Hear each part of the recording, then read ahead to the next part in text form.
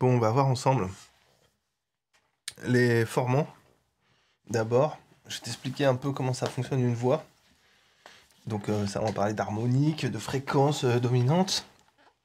Et ensuite, on ira sur Voice Modeler de Voicemeeter. Et comme ça, bah, tu verras que assez rapidement, tout va prendre du sens. Et que si le plugin de base, et tu te dis, oh là, comment je vais faire pour le gérer, bah, tu vas voir que grâce à cette vidéo, il n'y aura plus de secret et ça sera très facile. Promis, hein. Donc voilà. Donc je te conseille quand même d'aller éventuellement lire ça vite fait si ça t'intéresse, parce que c'est plutôt bien dans le sujet. Donc c'est les formants. Les formants, en gros, pour faire simple, regarde, alors ce mec-là, il chante là. Il va pas l'écouter chanter parce que c'est pas important. Mais ce qui est important, donc, c'est voir qu'il y a plusieurs traits. Et les traits, c'est des harmoniques de sa voix. C'est ce qui définit son timbre. Donc tout le monde a ces harmoniques qui sont uniques. Voilà, personne n'a exactement la même signature harmonique que ce mec, hein, sinon c'est à limiter son jumeau. Et puis voilà. Donc la fréquence qui est la plus grave, c'est toujours celle qu'on appelle, ou l'harmonique la plus grave, c'est toujours, c'est pareil, hein, fréquence ou harmonique. C'est toujours la fondamentale. Et les suivantes, bah, c'est ça qui définit son timbre. Et lui, donc, tu vois qu'il a certaines fréquences qui sont mises en avant, qui ressortent sur le graphique. Et en fait, ce qui se passe là dans l'extrait, que je vais pas te jouer, ici, dans la première partie, la partie de gauche, il fait un I, il est comme ça, I.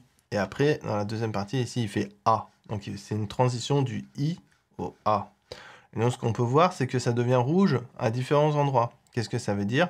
Ça veut dire que les harmoniques, c'est toujours les mêmes, tu vois, c'est toujours les traits ne changent pas de hauteur, ils sont toujours à la même fréquence. Par contre, l'énergie change. L'énergie, donc les fréquences dominantes, ne vont plus être sur les mêmes harmoniques de sa voix. Donc il a des harmoniques qui lui sont propres, c'est sa signature vocale et son timbre. Et selon le son qu'il produit, l'énergie va se déplacer sur différentes harmoniques. Et donc le déplacement, là où est l'énergie, c'est ce qu'on appelle les fréquences, les formants en fait. C'est ça. Sauf, il ne faut pas prendre en compte la première, parce que la première, du coup, c'est la fondamentale. Donc la première en bas, on s'en fout, parce que en fait, c'est resté droit, c'est-à-dire qu'il n'a pas changé de pitch, c'est-à-dire qu'il a fait IA, c'est ça qu'il a fait. S'il a fait IA, ça aurait monté en flèche. Enfin, ça aurait monté vers le haut, quoi. Ça aurait monté vers le haut, exactement. Donc voilà. Donc ton exemple, c'est un bel exemple de qu'est-ce que c'est que les formants. Donc les formants, c'est là où est l'énergie sur telle ou telle harmonique. Donc on va prendre un exemple avec la page Wikipédia qui est plutôt pas mal avec cet exemple ici. Donc dans la démonstration, on va imaginer que c'est ce mec-là, par exemple, qui a fait le son. Et donc il nous a fait un son, un I, un OU. Donc là, entre crochets, c'est de la phonétique, hein. Ça, c'est le son I, ça, c'est le son OU, et ça, c'est le son A. Donc il nous a fait 3 voyelles. À chaque fois, avec son pitch, c'est-à-dire ses cordes vocales, il nous a fait une fréquence de 100 Hz. Donc il a fait I, OU, A. Tu vois, typiquement, ces cordes vocales, elles font le même son. Mais ensuite, il module pour faire un I, un OU et un A. Et là, ce qui va être intéressant, donc, c'est de voir où est-ce qu'elle est l'énergie. Où est-ce qu'elle se trouve l'énergie. Donc l'énergie, c'est ce qui est en gris. Et ce qui est pointé en rouge, ici, avec les flèches F1, F2, c'est les fréquences principales. C'est ce qu'on appelle du coup les formants. C'est ça les formants. Donc ça va être F1, F2. Il y a F3 aussi qui est la troisième importante, mais qui est moins importante. Du coup, elle n'est pas indiquée sur le graphique. C'est surtout F1 et F2 qui sont les plus importants. Mais c'est formant 1, formant 2, et puis après formant 3 qui serait toujours dans les 2000-3000 Hz, sans doute à traîner ici. Bah, tu vois, d'ailleurs, c'est là où il reste de l'énergie. F3 est sans doute ici, là. Ici, F3 est sans doute là, et ici, F3 est sans doute ici. Mais bon, bref, on s'en fout, puisque c'est pas indiqué. Donc, on a notre F0 qui est à 100 Hz.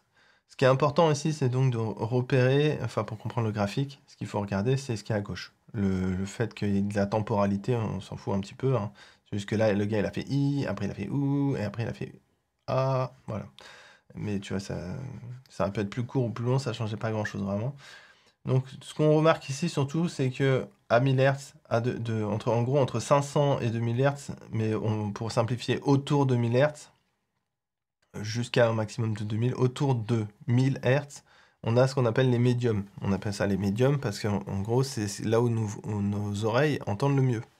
Donc c'est le pivot entre ce qu'on entend le moins bien dans les graves et ce qu'on entend le moins bien dans les aigus. C'est pour ça, donc c'est les médiums.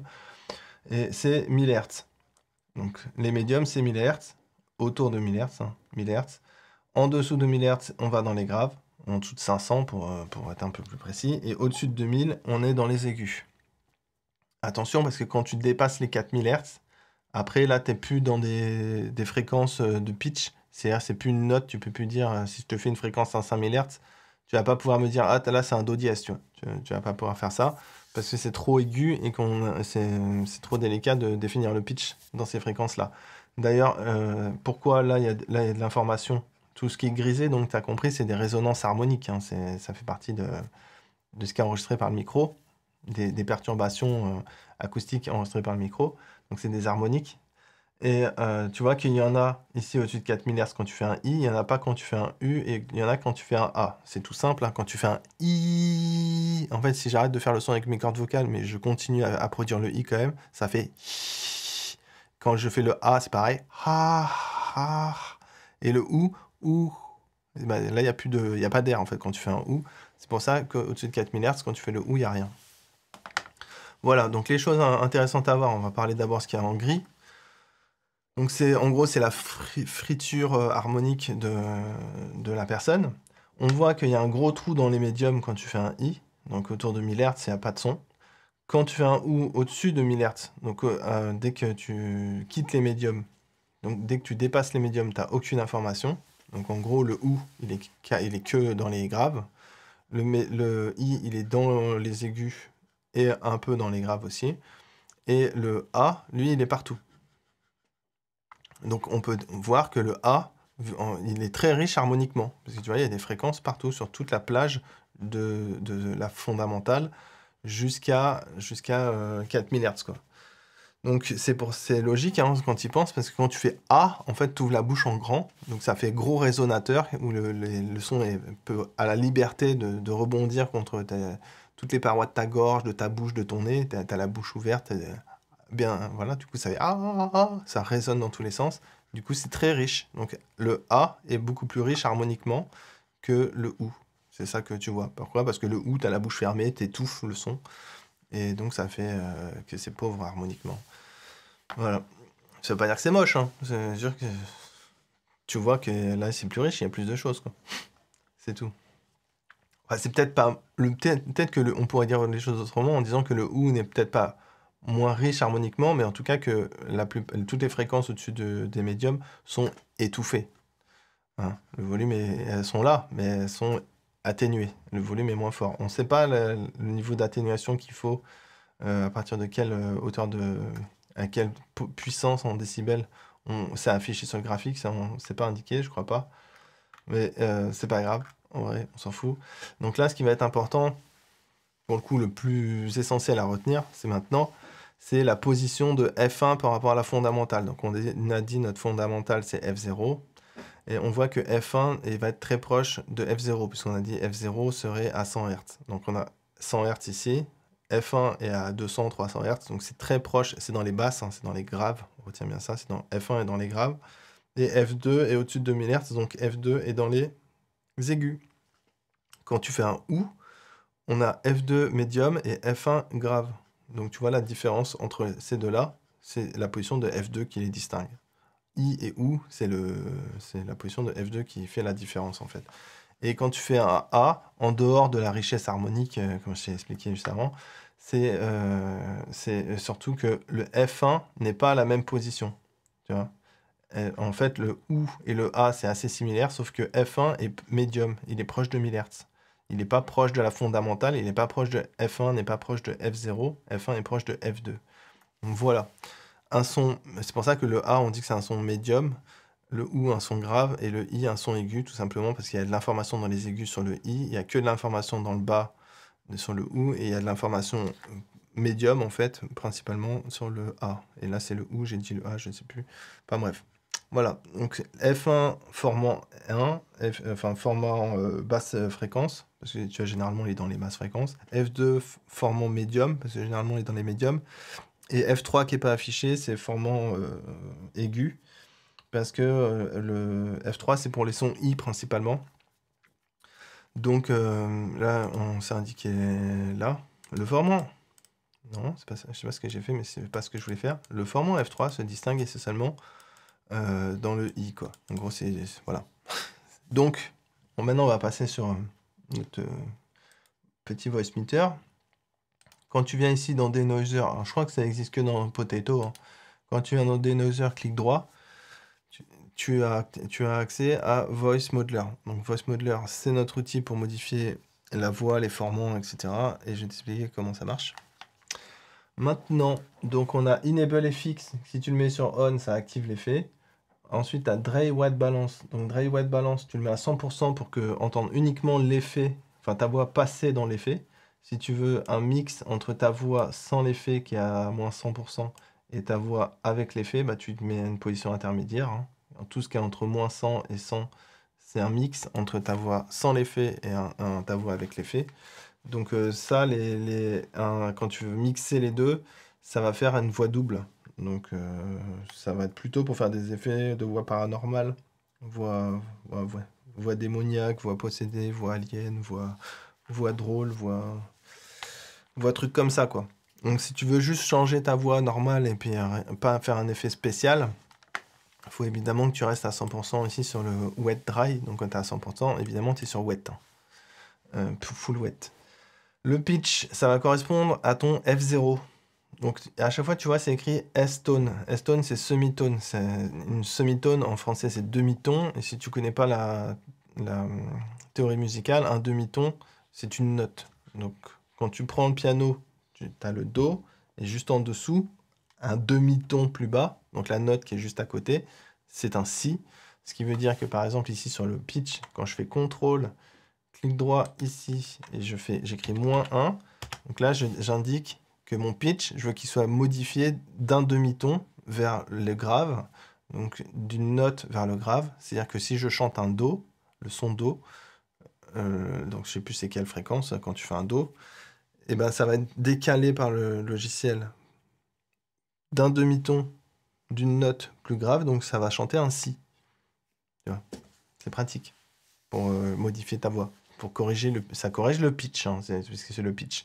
Et donc après, tu peux mettre soit -12, soit +12. Donc si tu mets -12, ça divise par 2 la fréquence. Donc si je produis une fréquence à 100 Hz et que là, je le mets sur -12, ce qui va sortir, ça va être une fréquence à 50 Hz. Si je mets +12 et que je refais ma fréquence à 100 Hz, ce qui va en sortir, c'est une fréquence à 200 Hz, le double, tout simplement. Et puis bah après, et ça sera la même note, hein, puisque les fréquences, c'est comme ça que ça marche. Les notes, c'est comme ça que ça marche. Si tu fais une fréquence à 100 Hz et que tu fais après une fréquence à 200 Hz, c'est la même note, mais avec une fréquence 2 fois plus aiguë quand tu fais avec +12. C'est tout, mais sinon, c'est la même note.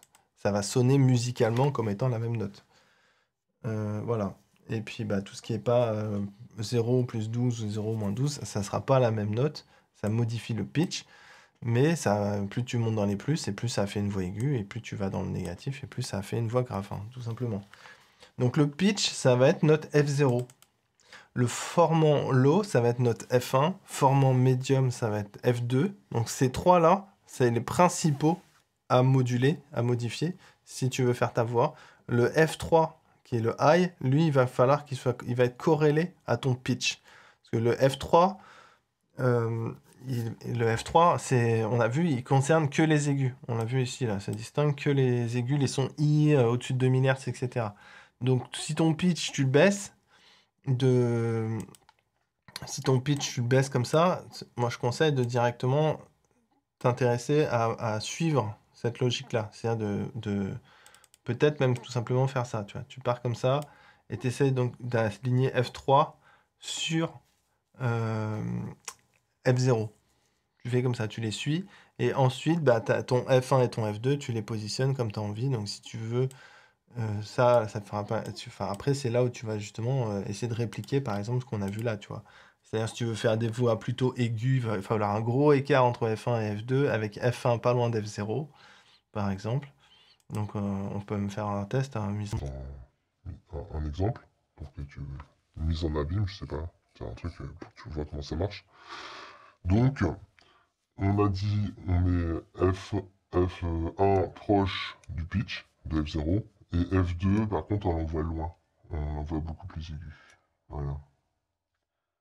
Et du coup, ça fait une voix plus aiguë. Et après, tu as F3, qui, comme je te dis, il faut qu'il soit relié au pitch, mais tu peux éventuellement jouer un peu avec.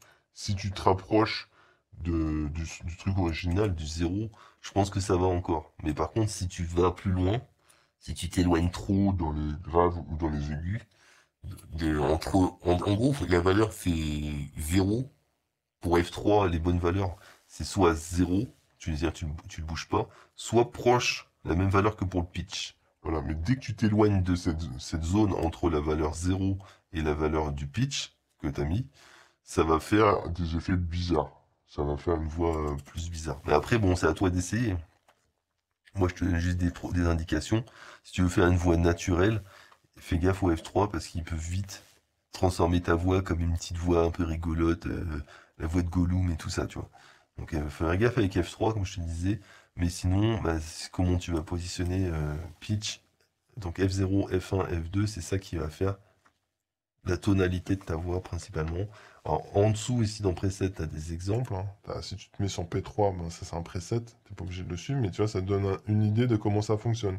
T'as pitch à -3, t'as F3 à -2, t'as medium à -3 et t'as F1 qui est à -4. Si on passe sur l'autre, tu vois, c'est pas la même chose. On a le pitch qui est plus grave, le high, enfin le F3 qui est resté sur 0 comme je te disais, pour éviter de faire trop d'effets bizarres.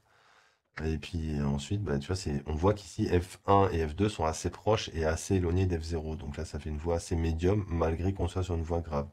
Et ce qu'on peut remarquer à chaque fois, c'est ça, c'est que plus on descend dans un pitch grave, et plus on a F1 et F2 qui sont proches, alors que tout à l'heure, quand on était sur un pitch moins grave pour F0, on avait F1 et F2 qui étaient plus proches, mais aussi plus graves même. On a F1 qui est plus grave que F0. Tu vois. Puis bon, etc. Maintenant, tu as compris le principe. Donc, tu peux analyser toi-même Le reste, et du coup, essayer de faire des trucs à ta sauce. Donc le dernier bouton, c'est forme en groupe, ça te permet de bouger les trois fréquences sans qu'il y ait trop de modifications. Tu vois, ça permet de les bouger ensemble. Voilà. Alors, si quand tu veux faire tes effets, tu as du mal à entendre ce que tu produis là, parce que là, en fait, tu vas entendre ta voix quand tu es en train de parler, plus la voix avec l'effet. Donc, c'est un peu en simultané. Donc, ça peut être gênant.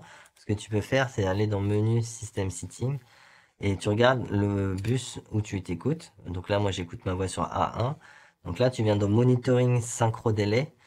Moi, c'est A1. Toi, si tu es sur A2 que tu écoutes, bah, tu feras la modification sur A2. Et ici, tu peux rajouter un délai, un retard, donc, de 500 millisecondes. 500 millisecondes, ça veut dire une demi-seconde. Donc, ça veut dire que là, quand je fais salut, bah, il y a une pause de 500 millisecondes avant que j'entende le salut dans mon casque. Donc, ça me permet de m'entendre dire salut, bonjour, une demi-seconde après que je l'ai dit.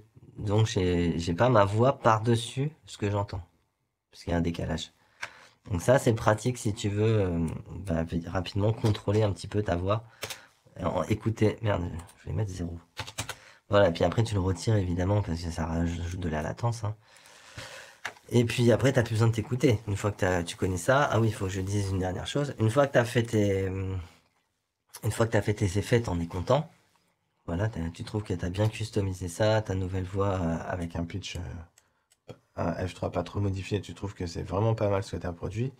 Tu vas aller ici dans les shortcuts qui sont, c'est où? C'est Scène Preset, tu vas dans Scène Preset ici, ça t'ouvre une fenêtre comme ça.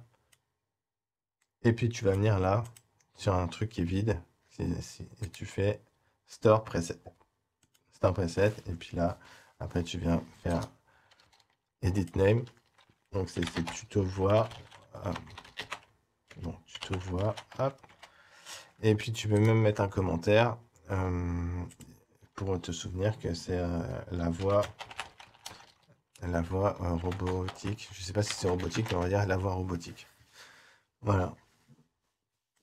Fallait faire sauvegarder. Donc pour faire sauvegarder, tu rouvres Tu rouvres ça, preset scène, et là tu fais override preset. Voilà, et maintenant c'est sauvegardé. Alors attention, parce que là, ce que tu sauvegardes, le voice meter scène, c'est tout, absolument tous tes boutons, dans toutes les positions. Donc si ton intention après, là, c'est de passer d'un preset à l'autre, tu peux faire ça, hein. Tu peux faire un clic, et après tu fais recall preset, et ça charge le preset. En fait, ça va modifier tout.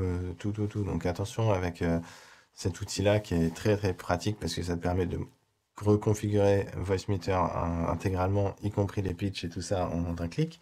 Mais si tu as fait des grosses différences de réglage de son VoiceMeter, tout va être changé, quoi. Donc ça peut... faut savoir ce que tu fais, quoi. Attention à ça. Mais sinon, voilà, je pense qu'il n'y a rien à dire de plus. Avec ça, tout est bon, hein. Je peux te dire juste ce qu'il y a au-dessus, là, le Noise Floor Remover, hein, c'est si tu n'utilises pas l'effet, c'est tout simplement l'effet de base, quoi. C'est celui que tu as dans Bad Banana. Voilà. Et quand tu fais un clic droit, donc tu as Voice Modeler qui était caché là. Voilà. Et puis si tu as des questions en commentaire, tu peux me poser une question sur ce que tu n'aurais pas compris, que j'aurais voulu expliquer. N'hésite pas. Et je pense aussi que Attends, est-ce que tu peux faire ça? Est-ce qu'ils ont ajouté ça? Non, c'est pas ça que je veux faire. Je regarde juste une dernière chose. Save denoiser pitch. Ouais, tu peux sauvegarder ton denoiser pitch ici aussi. Donc si tu veux, tu peux ne pas faire comme je t'ai montré et sauvegarder uniquement le pitch denoiser. Comme ça, tu peux faire un fichier de sauvegarde et puis le donner à quelqu'un d'autre, par exemple. Ou des trucs comme ça. Voilà, ciao.